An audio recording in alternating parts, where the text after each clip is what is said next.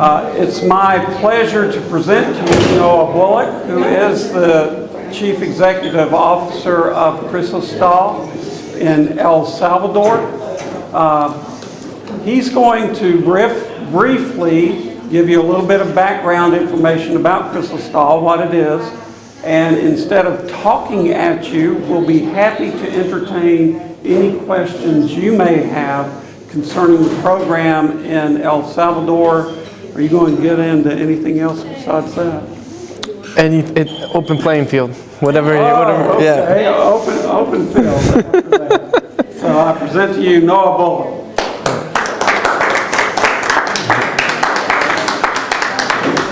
So this part I don't have written down, but I thought we'd have more of a conversation than me giving a speech.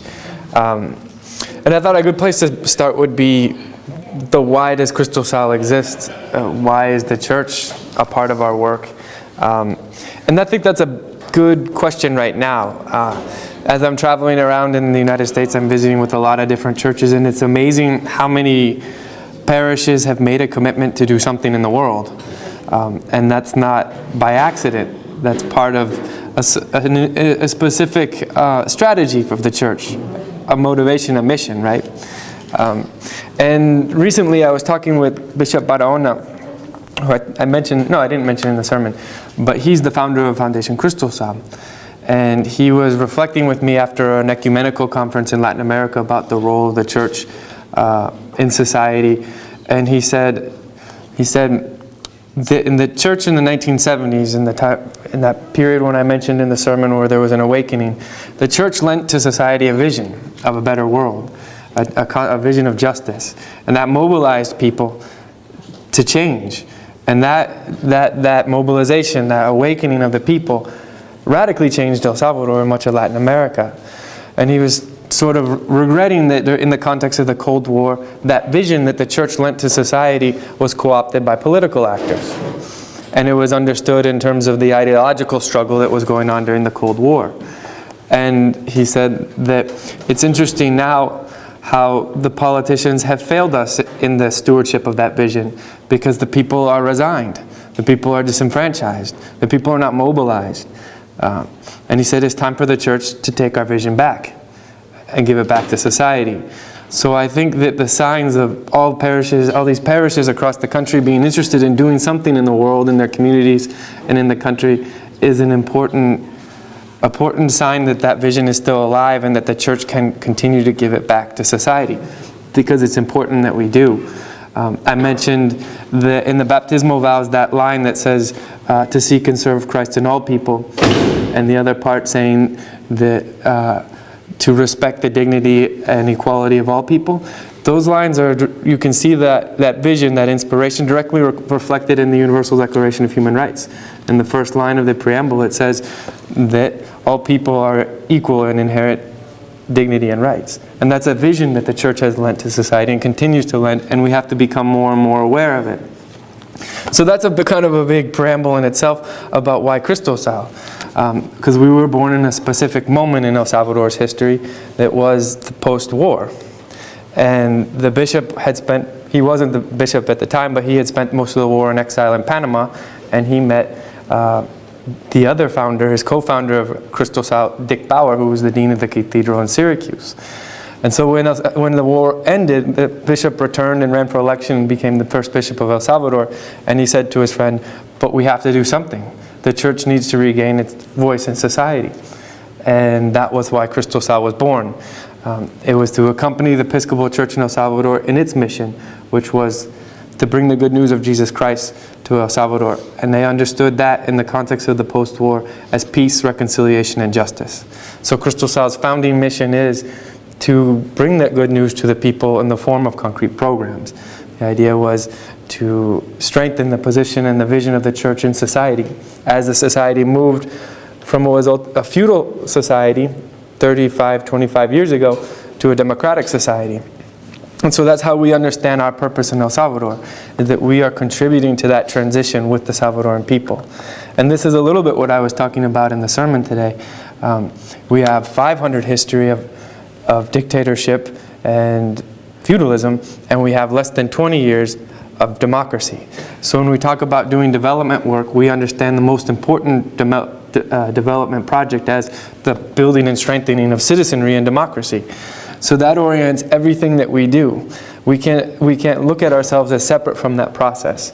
And our actions with the people have to contribute to that process. And that's one of the things that a lot of organizations, not only in El Salvador but in the world, are looking at now, is that the way that we've done development for the past 60 years has not done a good job of building and strengthening citizens. And the reflection on that is that when we treat people as beneficiaries, all of a sudden we automatically lower them to a different level from ourselves because they need us. And if you put that into that spectrum, that historical evolution I mentioned in El Salvador, what happens when you put someone, treat them as less as a beneficiary? You're actually re-entrenching the old feudal relationships of power, and that's detrimental to the construction of citizenry. So this is all a very heady kind of reflection about a rights-based approach to development. But this model, this rights-based approach of development, is a response to the history and to the failure of traditional development models to improve the position of the poor.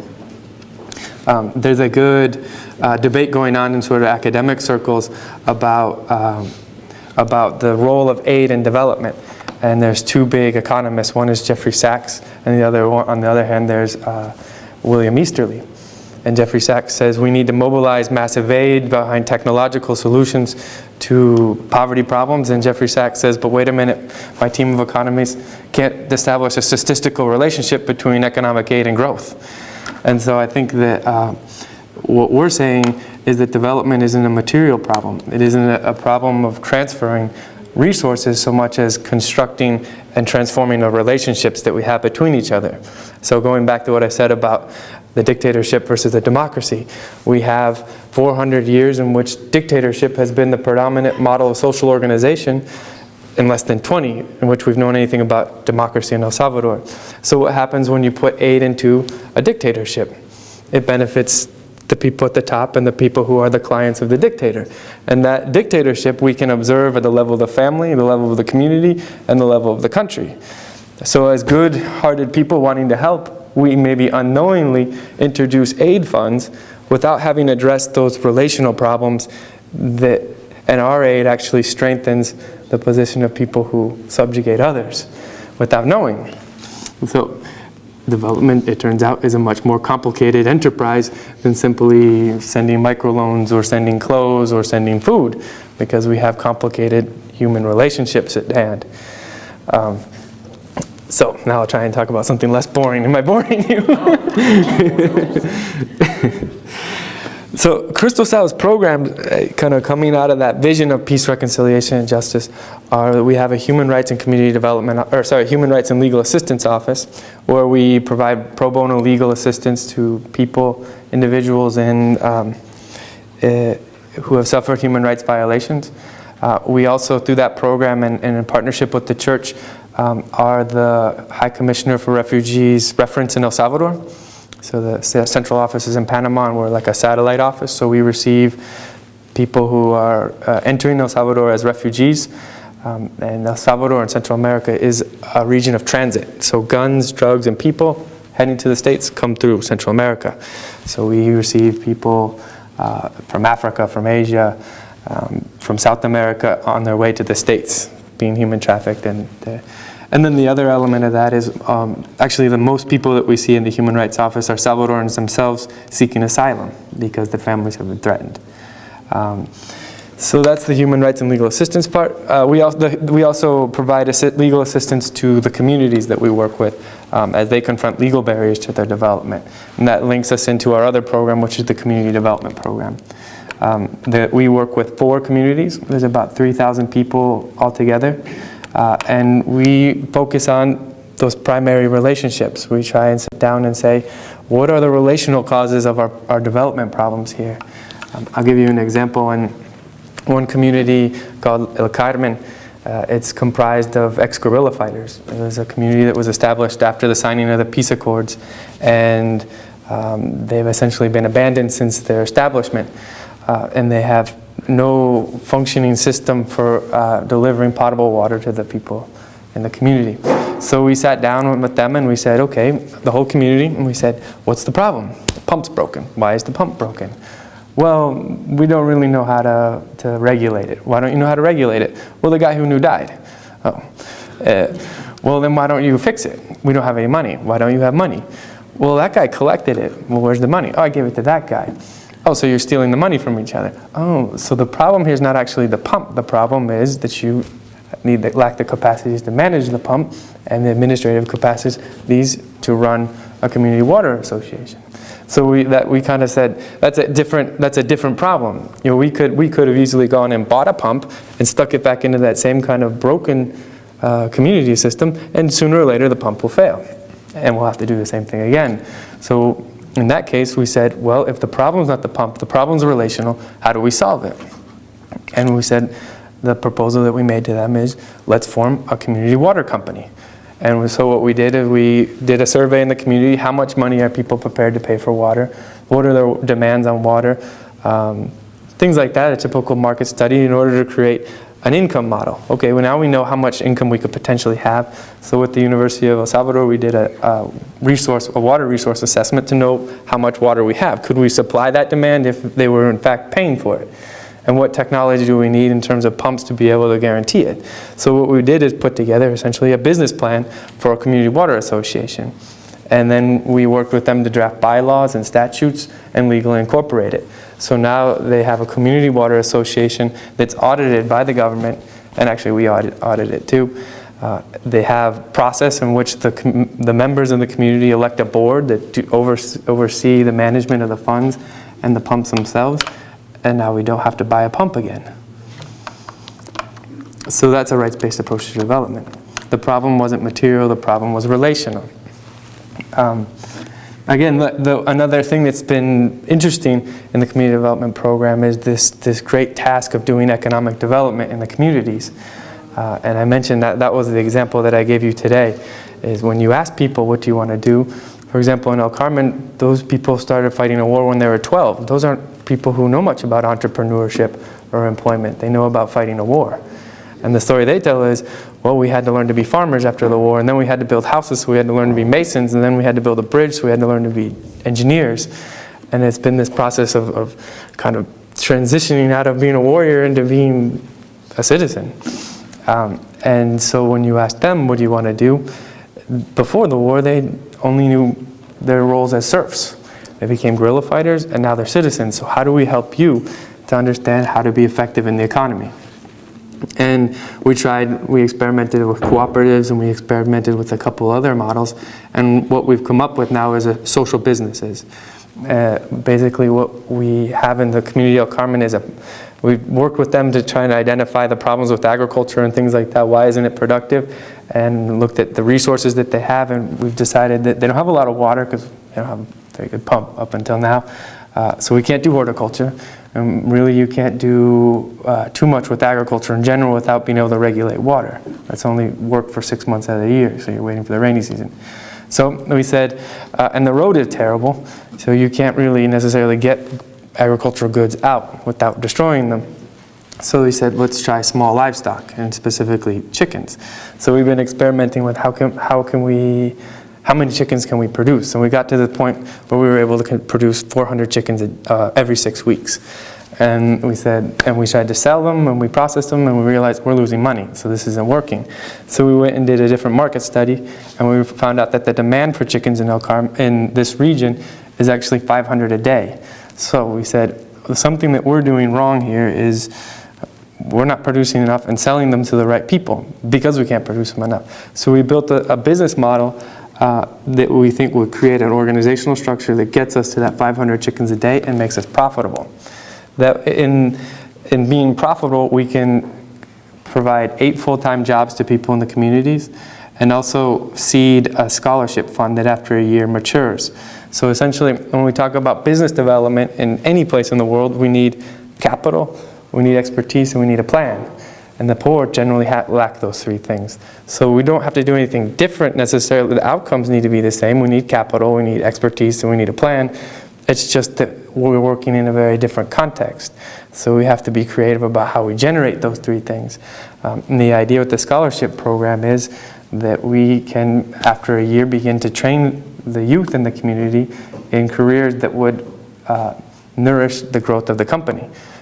Accounting, marketing, agronomy, any one of these types of careers. So what we're doing is creating what's called a pole of development locally in the economy. So we create capital, we create steady income, and we build capacities to grow a tiny little economy in the community. And what we project after about 6 months is we can begin to diversify the production, not only chickens but other agricultural goods, and use the capital that we're generating to use market drivers to change the way that they produce agriculturally in the community, which is a high input kind of monocultural production, which is, it's sort of like they're trying to produce corn like the people in Iowa, only they don't have any money and their land isn't fertile. So it's a losing agricultural activity. So the idea is from the company we can create, and we can say, for example, we did a study where pumpkin seeds are actually the most profitable thing that they currently grow. The problem with them is in the sale and the processing of them. So they don't have the facilities to do a hygienic drying of the seeds, which would allow them to sell to the snack company Bocadilla Diana that turns them into little bagged snacks. So they have to sell them to middlemen and they get a bad price. So from the company we take the capital, we buy the whole community's pumpkin crops, we give them a better price, and we sell directly to Bocadilla Diana. So we diversify our production and also begin to change and the agricultural production methods in the community in general, using market incentives. And that's one of the other things that I think we reflect on when we look at a lot of sort of more charitable economic development initiatives. Is a lot of times organizations come and say, you need to do community gardens. This will provide food, and you will then be able to sell a little of the extra. And people who live day to day don't have time to play around with sort of moral or ethical incentives that someone from outside is trying to deposit in their mind, because the time that they spend doing that is time that they're not doing the thing that they know can help them live day to day. So that's one of the other reflections that we make, is we need to, we kind of think of this as another way of honoring the inherent dignity and equality of the people. You know, what makes us do something different is the security that we have and the confidence in the initiative. It's not because somebody came to your church and said, you all need to do family gardens, and you started to do family gardens. What you said is, oh, I think I could invest into this and it will be profitable for me and my family. And so it's sort of a change of approach. The last program I wanted to talk about was something that in our last board meeting we identified as one of our principal purposes is formation. And so since Cristosal was founded, creating bridges and dialogue between North America and El Salvador has been a principal objective of ours. And the idea that was part of our founder's sort of ethos was that these relationships, that these encounters should be based on relationships of accompaniment. It's companionship, it's walking together. And the idea was to try and break from this more paternalistic mission relationships that seem to be predominant. So for 10 years or so, we have been trying to convince people to come to El Salvador and just see, learn, talk to the people. And you all know in the church that's difficult because people want to go paint and build and move rocks. And what's desperately needed is something else. So actually last year we came up with a new idea. We said, okay, North Americans need a product, so let's give them a course. And we have been developing a program called the School for Global Engagement, where we do short-term field courses for university students, parishes and diocesan groups, and youth groups. And they come down and they study with Salvadorans for 5 to 6 days or so, issues such as mission, theology of development, human rights. We did a workshop with the Diocese of New Jersey on the Millennium Development Goals in context. And what we do is we expose the group to some academics and people from the government who talk sort of philosophically like I am now about the issues, and then they go out into the field and see them firsthand, and they do it alongside Salvadorans. And the end product of it is what we feel like is a much deeper relationship, because mission and development is something that we tend to talk about in North America and then go do to people in other countries. And what we want to do through the global school is to be talking and having this dialogue together first and then take action. So those are our three main programs. If there's interest in doing a trip to El Salvador, I can say, anticipating the question, that you're not in danger in traveling to El Salvador. And I can talk more about that if you'd like. So. That was my first question. Someone murdered the Archbishop. What keeps you safe? Well, a lot's changed since 1980. The war is over, for example, and the violence that exists in El Salvador is what isn't political, right? Everything is political, but it's not a political violence in the sense that the government is trying to kill its opponents. And not that that doesn't happen, but it's not systemic like it was in those times. The violence that is occurring is very much a poor-on-poor violence, and they don't target foreigners. That's one reason. The other reason is that in El Salvador and in most of the world, your safety is through your relationships with the communities. And the relationship that the church has in El Salvador and the relationship that Cristosal has with its communities keeps us safe. We've never had a problem. I'm actually talking with the political section at the embassy about their travel advisory, because they know that it's... the problem with the travel advisory, they put out a travel advisory to El Salvador. It's a horrible document to read. It sounds like you're going to the heart of darkness itself. But there's no nuance to it. And I tried to allude to that in the sermon today, that violence is actually not even the principal thing that you'll notice when you're in El Salvador. You may not even see it. What stands out is a sense of joyfulness in the way people live, and the community leaders that you meet, their commitment to working and a great sacrifice. That kind of stands out much more than the violence. How do you see the future of this company, this chicken company? I mean, do you envision a larger chicken company, or do you envision changing, as you said, agricultural processes in a really serious way, to see some really serious economic change? Or is this going to remain very small always? No, yeah. Larger economic development. Yeah, that's a really good question. This chicken cooperative is a pilot project for us in social business models. And the way that we see it is its development is in two phases. And the first phase, the one that I mentioned with 8 employees, would produce actually only 500 chickens a week.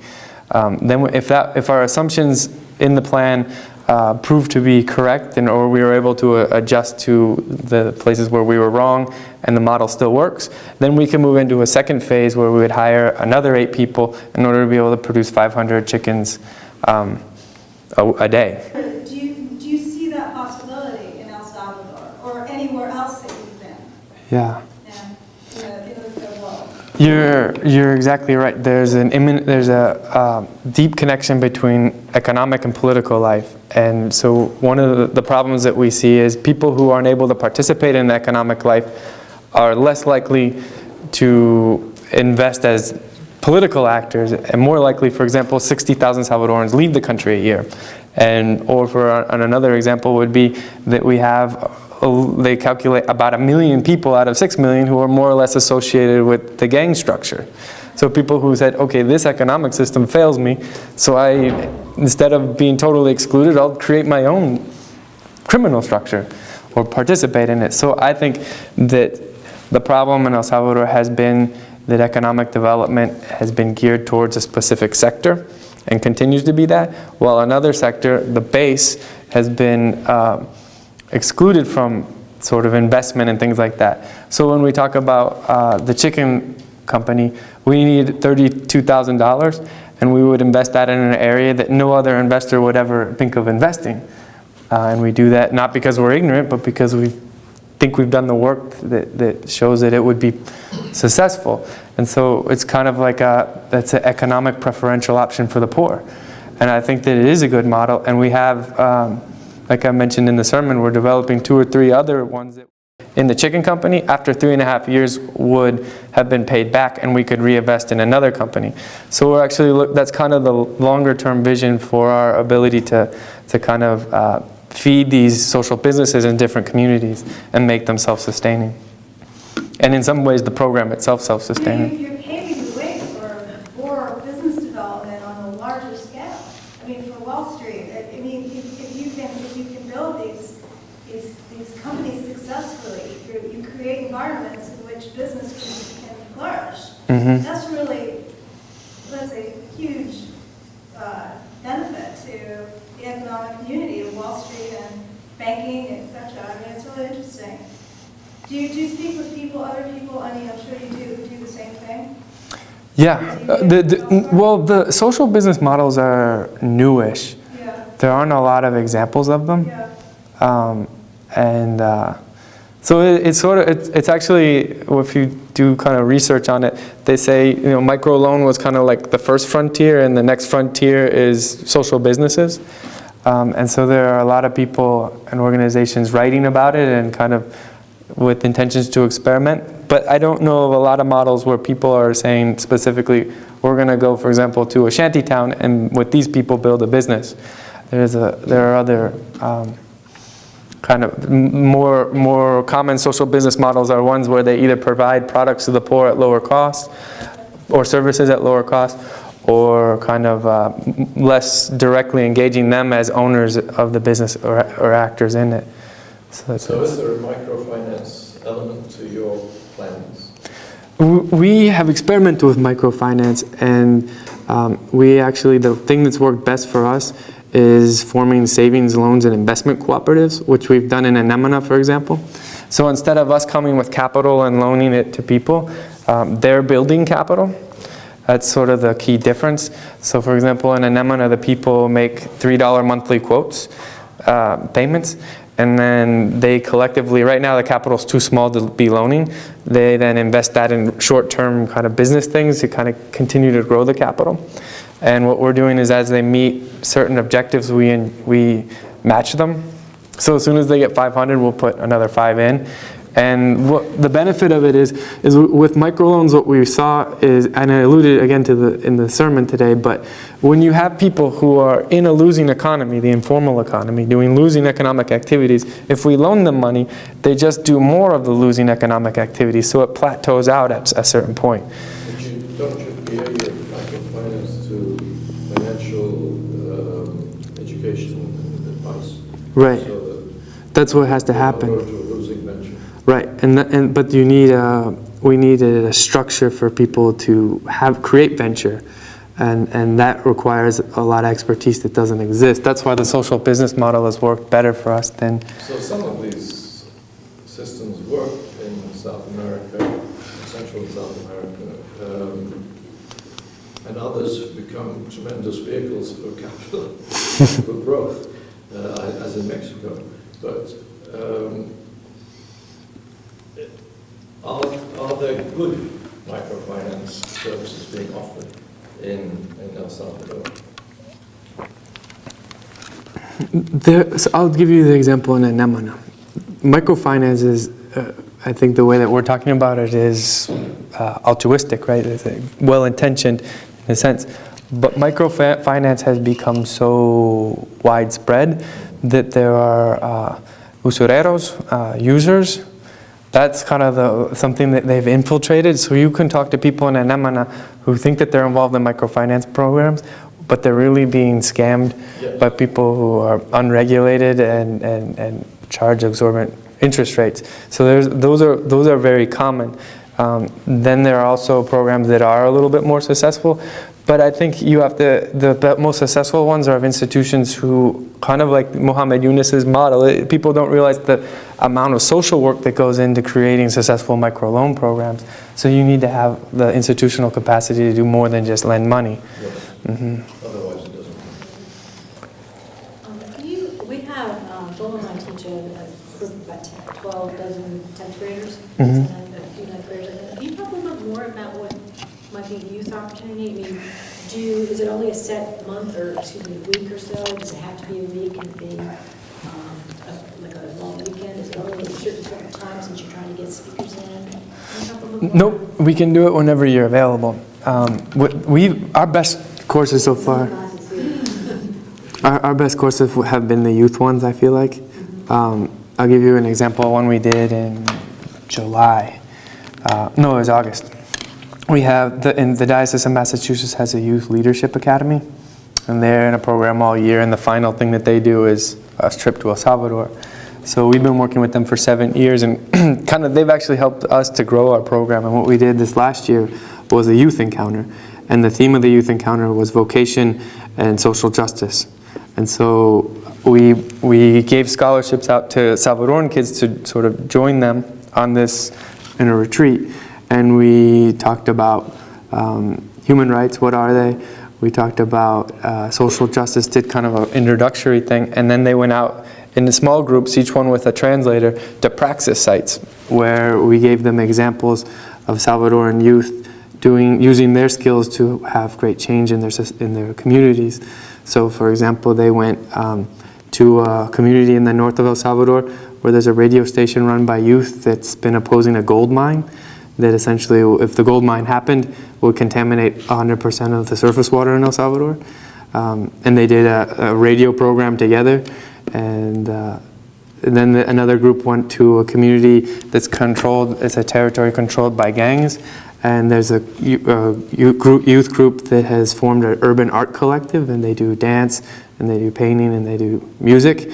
And in that way, they've been able to kind of resist forced recruitment from the gangs, and also support group from the military repression that they received from the army. And then another group went out to the west of El Salvador, where there's a youth group they're talking with survivors of the genocide in 1932, where the indigenous population was wiped out in El Salvador, and there are a few survivors and they're trying to recuperate the cultural memory of the indigenous populations.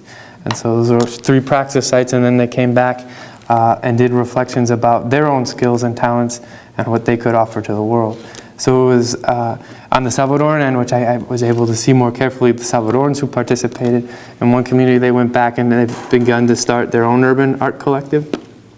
In other cases, there's increased in the specific ones who are from the church. They formed their own youth group and are beginning to gain steam and work. So it was really successful, and both groups benefited from it. So I would be enthusiastic about doing a youth trip. They're really good. It's a good way to get kids to see themselves as global citizens, to promote a sense of awareness. I mentioned today, El Salvador is close to Miami, or closer to Miami than you all are. The Central America is our backyard. That's what we call it, and we don't know much about it. How big was that group? And just how big was that Massachusetts group? That was a big group. They are 25 youth. I like smaller groups, but that's why we broke them down into 3. So anything from 10 to 15 is ideal. Obviously with chaperones, we have I can't remember how we break that down, but according to age, we need a certain amount of adult chaperones. Do you need to speak Spanish? No, you have a translator full-time with you. When I floated the possibility of Cristosal, the possible retreat for J2A, I heard back almost immediately from a parent who was reading an article, I think in the New Yorker, about violence in El Salvador. He was really nervous about sending kids there. Can you say a little bit more about? Yeah. Well, I don't know if you read that article or not. Yeah, I did. I know the guy who wrote it, actually. He's a Salvadoran journalist. When we were talking to the embassy about this situation, I said, it seems to me kind of what you did with your travel advisory is kind of what they do at public pools. Make a big list of everything that could potentially happen. And most people who come to the pool see it and they go swimming anyway. And what we're talking about with them now is that they need to, if they're going to be academic about it, they need to include the statistics about North Americans who have come down in exchange trips with organizations like El Salvador, because there's never, since the end of the war, been a single incident. And so that's kind of how we feel a little like the violence and the bad reputation is probably deserved, but it doesn't mean that you can't go. It's actually the opposite. It's a great country to go visit.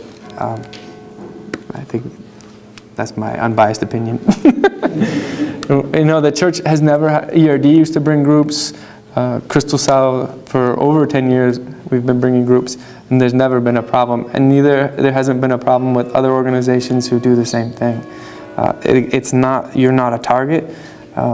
We ask people to sign an agreement to agree to obey the rules that we set up, and if you keep those parameters, you will have a great trip. Where do kids stay? We stay in a guest house in San Salvador, generally using that as a base. And then sometimes we go out into the country, and there's a guest house that's run by a community out there where we stay. So everybody is in one spot. It's not like a hotel where there's a lot of people. You're the only group at the guest house. And you have supervision of Cristosal staff as well as the chaperones. Do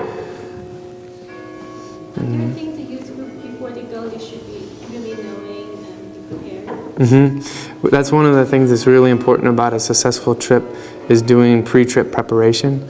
So we've created some materials to help trip leaders do that and prepare kids to come. And some of that has to do with background about where they're going. Other parts of it are trying to establish a good team dynamic for reflections, a safe space to reflect and have a good experience together. So that's really important. After they arrive in El Salvador? What's that? So you prepare them to the pre-preparation? Before. When they're still in the United States? Yeah. You said that the groups are typically, ideally somewhere around, let's say, 10 to 15 kids. If we had a group, we have a group of, perhaps 10 to 15, but if we had only half who were interested, or let's say even a third, let's say we have 5 very interested kids, but it's not a group of 10, would you consider combining our 5 interested kids with a neighboring church or a neighboring group? That works really well, but that puts more urgency on the need to do pre-trip preparation so that you definitely have a good... The question is, so does it rule it out?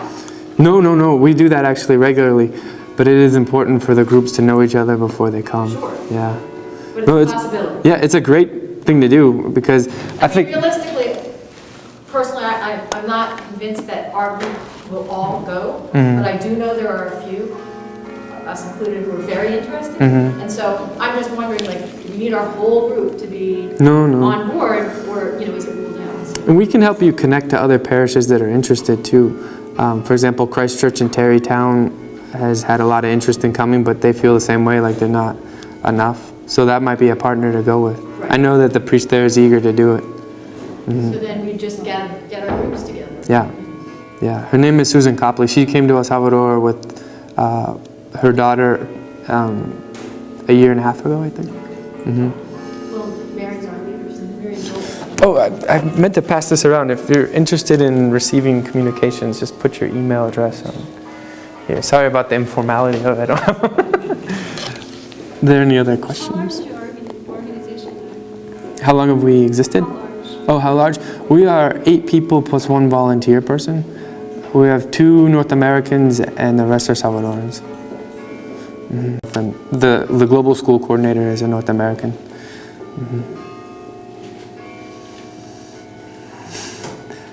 Thank you for coming. Thanks for your questions and for staying.